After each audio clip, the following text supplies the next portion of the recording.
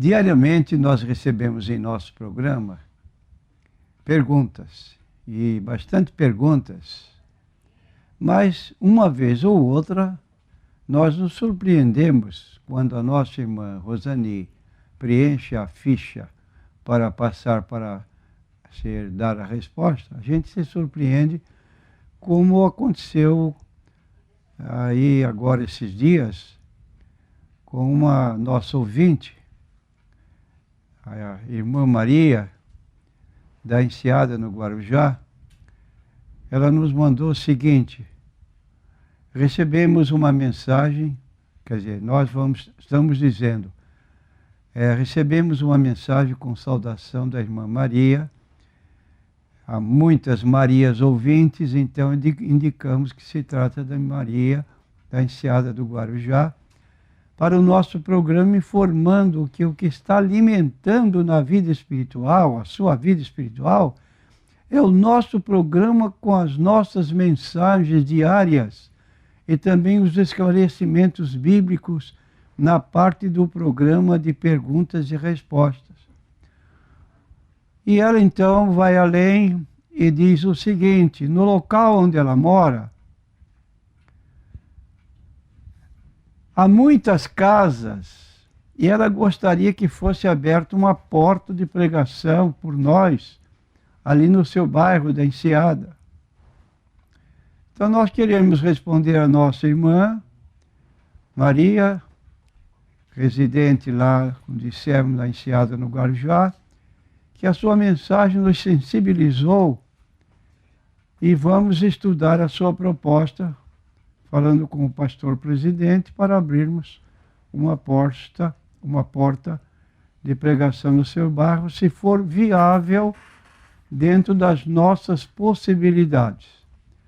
Mas, no momento, foi uma surpresa, provavelmente pelas suas palavras, que está se alimentando espiritualmente, porque, afinal de contas, nós estamos aqui neste trabalho, e saber que não está sendo um trabalho inútil, isso nos motiva a ser mais responsáveis ainda, além do que temos sido, para apresentar aquilo que é a palavra de Deus, sem perder qualquer tempo em coisas secundárias, com notícias que não edificam. Nosso muito obrigado, fique na paz do Senhor Jesus Cristo, e vamos dar resposta à irmã.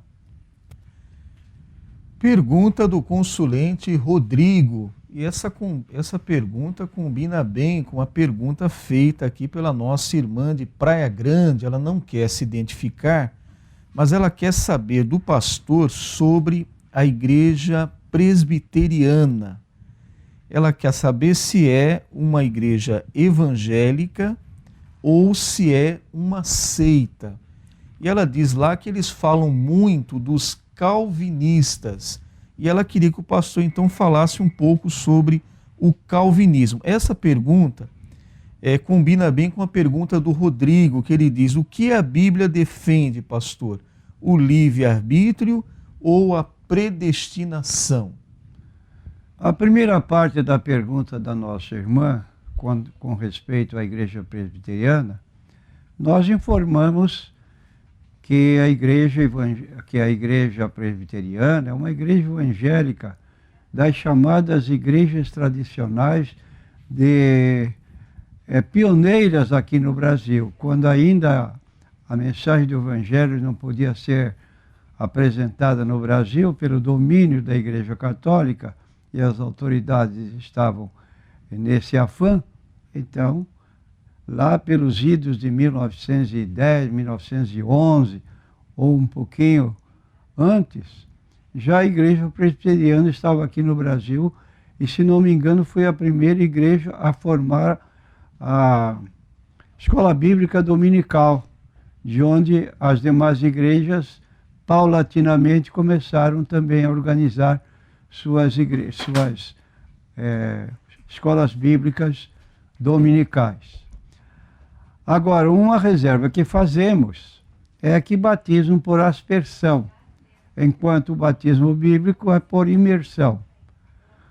No que concerne ao calvinismo e ao arminianismo, são dois sistemas de interpretação, teologicamente falando, que tentam explicar o nosso relacionamento com Deus para a salvação. Então, a soberania de Deus confrontada com responsabilidade humana em relação à salvação. O calvinismo recebeu este nome por causa de John Calvino, ou John Calvin. Em português pronunciamos João Calvino, teólogo francês que viveu de 1509 a 1564. E temos o arminianismo, que recebeu este nome por causa de Jacobus Arminius, teólogo holandês que viveu entre 1560 a 1609. Os dois sistemas podem ser resumidos em 5 pontos. O calvinismo defende a depravação total do ser humano. Essa expressão depravação total, que a pessoa está morta. E estando morta, ela não tem capacidade para se arrepender, tomar uma posição que venha dar margem à sua salvação até no leito da morte. Então, depravação total impede a pessoa tomar qualquer decisão. Enquanto o arminianismo defende a depravação parcial. Ou seja, a pessoa pode pecar, mas ela nunca perde a oportunidade de, conscientemente, de poder se arrepender e ser salva. Agora, dentro da depravação total, cada aspecto da humanidade está contaminado pelo pecado. E por isso os seres humanos são incapazes de vir a Deus por iniciativa própria. Então, quando nós lemos a Bíblia, todos pecaram e destituídos estão da glória de Deus, seria uma base para essa proposta, ou essa aceitação de depravação total? Na verdade, a totalidade de todos nós, seres humanos, somos pecadores. Mas também podemos dizer que o Evangelho veio ser pregado a esses pecadores. Se eles estivessem numa condição de reversibilidade, não posso abandonar a depravação, estou morto, então não teria razão a pregação do Evangelho. Agora, queremos dizer que há 2 tipos de morte, para não dizer 3. Morte não significa aniquilamento, nem mesmo com o corpo físico. Morte significa separação. Quando Deus disse a Adão, no dia que comeres do fruto da árvore, certamente morrerás, Adão não morreu no sentido total. Ele foi tirado do jardim do Éden e viveu mais 900 anos. Mas ele não morreu? Sim, morreu no sentido espiritual. Ele ficou afastado de Deus. Não tinha aquela comunhão diária que mantinha antes, quando não havia pecado. Então nós queremos dizer que nessa colocação há outra, que é do arminianismo, que defende a depravação parcial. Segundo a depravação total, cada aspecto da humanidade está contaminado pelo pecado. E por isso os seres humanos são incapazes de vir a Deus por iniciativa própria.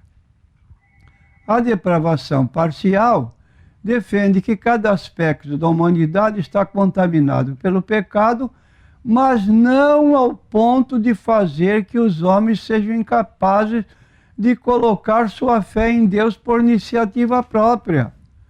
Ora, se fosse essa impossibilidade de ouvir, de mesmo na hora da morte ouvir a respeito de salvação, nós não faríamos visita em hospitais Porque ali nos hospitais, quando chegamos, encontramos doentes que não podem nem mais responder para nós.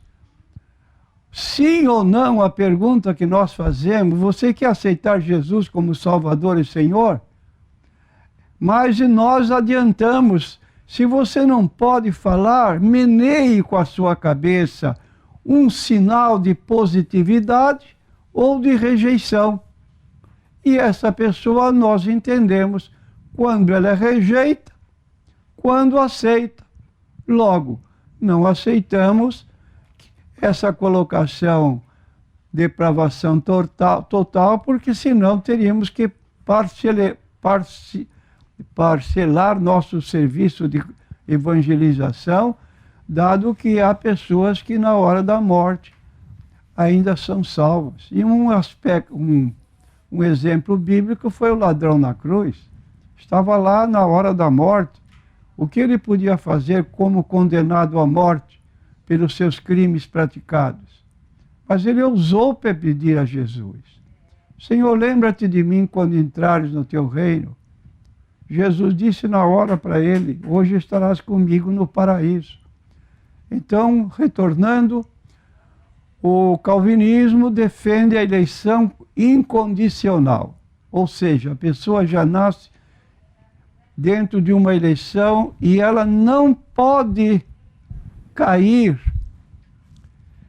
dessa condição, porque foi uma eleição de Deus e ele está agora na sua vida definida enquanto viver. Está salvo porque foi escolhido por Deus de antemão. Enquanto o arminianismo defende a eleição condicional.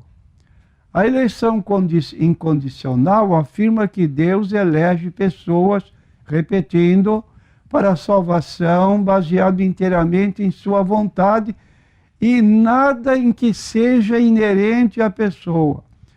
Aqui, meu amigo, francamente, se nós fomos criados à semelhança de Deus, como diz a Bíblia, lá no livro de Gênesis 1:27, criou Deus o homem à sua imagem e semelhança. O que significa imagem e semelhança de Deus? Nós somos bonecos feitos à vontade, à semelhança de Deus, fisicamente? Não. Semelhança de Deus significa que Deus é uma pessoa. Uma pessoa que tem vontade própria, uma pessoa que tem sensibilidade e uma pessoa, então, que tem inteligência. São três atributos de Deus que são próprios do ser humano. Ele pode ser inteligente, não alcançar a inteligência de Deus. Ele pode ter vontade pessoal e ele, então, pode escolher o que ele queira. Logo, nossa posição não é essa nesse particular. Agora, admitimos que todos nós temos o livre arbítrio. Criados à imagem e semelhança de Deus, possuímos o nosso livre arbítrio não só no que concerne as coisas terrenas. Tudo escolhemos dentro da nossa vontade. A forma de vestir, a nossa esposa, a forma de viver, quantos filhos queremos ter, a cidade onde devemos morar. É questão de raciocínio, de escolha dentro do nosso arbítrio que Deus com ele nos dotou. E obviamente, admitimos que, criados à imagem de Deus, temos também o nosso direito de escolher ou recusar a salvação. Então, dizemos que estamos mais a par, mais ligados a essa situação do arminianismo do que a outra situação que leva ao calvinismo.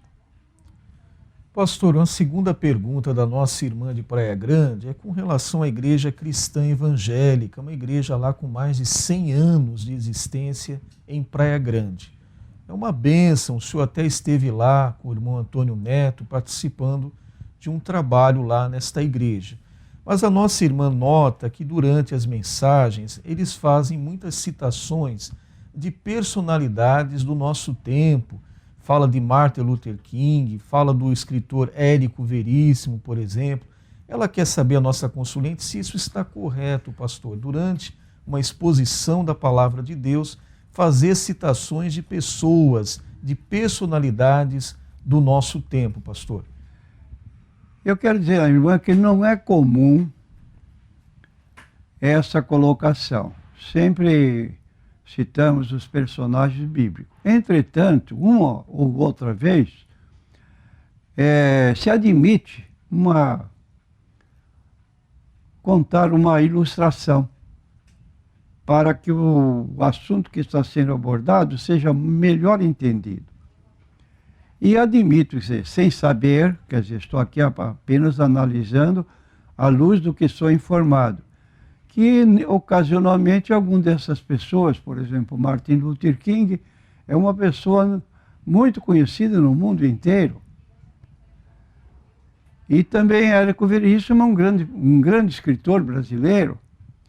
São pessoas que têm um viver digno de registro, porém, certamente não numa ocasião de um sermão, porém admitimos que se trata de uma ilustração que os pastores devem ter contado.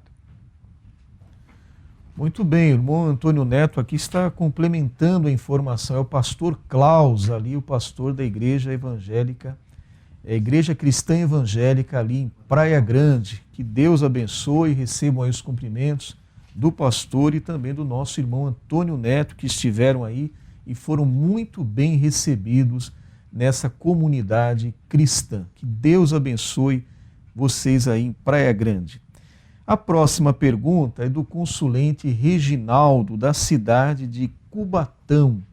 Ele questiona aqui com relação a uma certa irmã na igreja que se dá como uma profetisa, muito espiritual, né?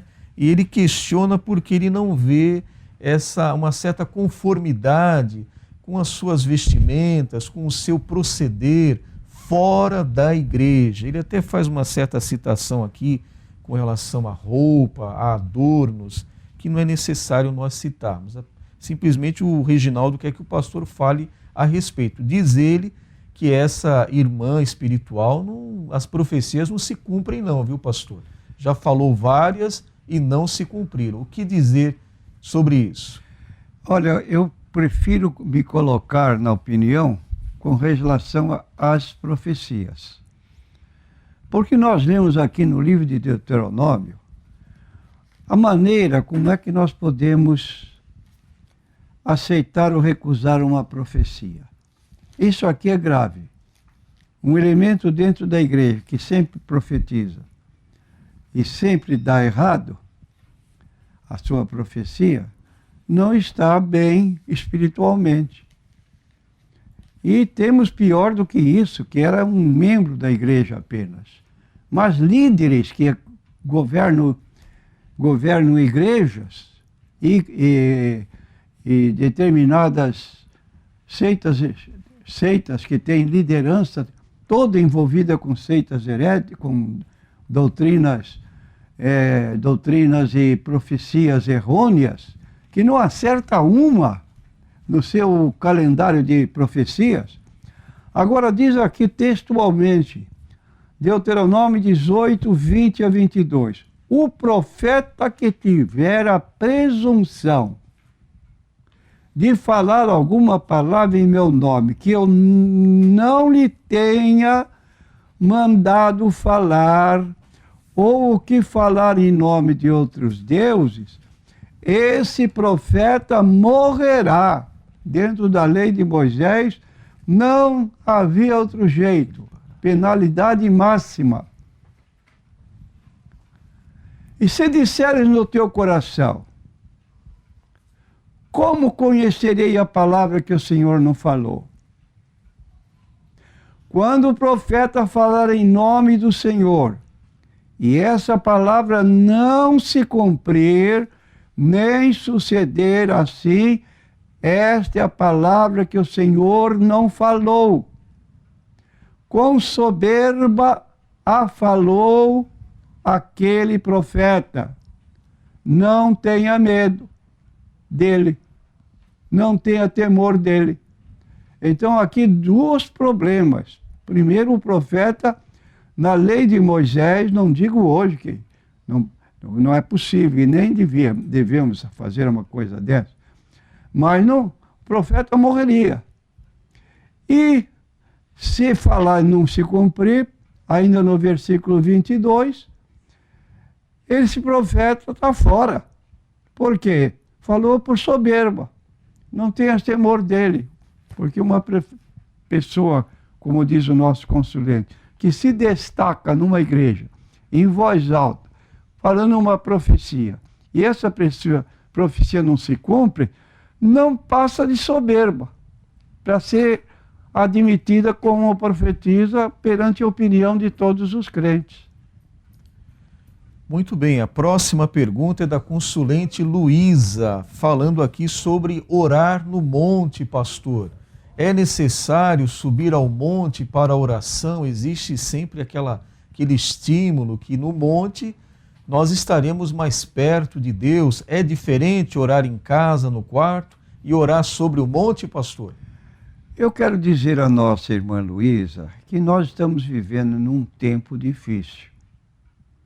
Um grupo de pessoas que sai da igreja, lugar confortável, com cadeiras, com iluminação, para se meter em cima de um monte, sem o conforto que tem um templo ou uma casa de oração, só para dizer que está orando lá, não é uma atitude sábia em nossos dias, porque eu não nego que Jesus esteve no monte orando. Como eu não poderia criticar Jesus, devia copiar o seu exemplo, e talvez seja essa a razão porque algumas pessoas preferem orar na montanha. Agora, não tem privilégio nenhum essa oração. Vai caminhar por uma rua íngreme, com assaltantes, com bandidos espalhados por todos os lugares suspeitos, ou seja, pouca iluminação, e pode se dar um caso que se torne impróprio, doloroso. Então, irmã, eu convido que a irmã seja presente nos cultos de oração na sua igreja, não perdendo o culto de oração. Agora, não aconselho, não recomendo cultos em lugares altos, porque no momento que estamos vivendo não é conveniente isso. A próxima pergunta é do consulente Luiz e é sobre o dízimo. Ele disse que já ouviu o pastor Natanael explicando que o dízimo é sobre o salário líquido, mas ele ouviu em sua igreja dizendo que é sobre o salário bruto. O que dizer ao nosso consulente? Ele tem desejo de pagar o seu dízimo corretamente, pastor. Então eu quero dizer ao irmão o seguinte: o irmão é trabalhador. O seu valor X, que é todo o seu salário, é descontado para o senhor pagar um valor X para a sua aposentadoria. Quer dizer, futuramente, quando não puder mais trabalhar, não vai ficar mendigando. Vai ter uma ajuda governamental no valor da sua contribuição para a sua aposentadoria.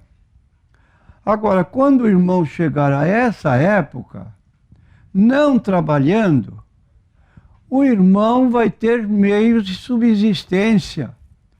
E estou certo que se o irmão, como diz, tem vontade de pagar o dízimo do total, naquela ocasião futura, o irmão vai pagar o seu dízimo sem ter recebido nada no fim do mês. De modo que esse dinheiro que o irmão está pagando para aposentadoria não é um dinheiro que o senhor vai ficar sem ele. O senhor vai ter um retorno. Agora, de acordo com Romanos capítulo 13, do versículo 1 ao versículo 10, nós temos o apóstolo Paulo dizendo que toda pessoa seja sujeita às autoridades constituídas. Porque as autoridades são ordenadas por Deus. Se são ordenadas por Deus, elas têm uma finalidade: defesa da população. Embora isso, nós sabemos que muitas ocorrências dolorosas estão ocorrendo. Imagine se não houvesse polícia. Logo, a nossa vida está sendo guardada. Então, diz a Bíblia, em conclusão, por isso nós pagamos impostos. Então, há imposto do governo que ele custeia as despesas que tem com a população. De modo que o seu pastor não está agindo com inteligência. E eu não vou dizer para o irmão desobedecer ao seu pastor, mas tenha a sua consciência tranquila que o irmão está agindo corretamente à luz da Bíblia Sagrada. Primeiro, seu problema pessoal. O senhor vai ter uma aposentadoria, não está jogando fora seu dinheiro hoje de contribuição. Quiçá que fosse uma grande importância, porque a sua aposentadoria seria melhor. E assim estaria cumprindo seu dever também com as autoridades naquela porção que não recebe retorno. Está sendo protegido pela polícia. E a Bíblia recomenda que a quem deve imposto, imposto. Então vamos pagar o nosso imposto, que somos obrigados pela Bíblia Sagrada e por lei.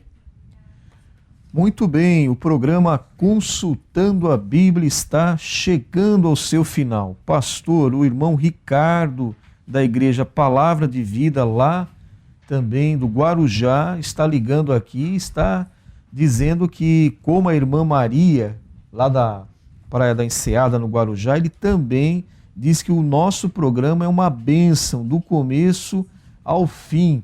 E ele diz que tem aprendido muito com este programa, pastor. Ligou somente para dizer isso, para reforçar as palavras da irmã Maria. Agradecemos ao nosso consulente, que é nosso consulente que sempre nos dá a honra das suas perguntas.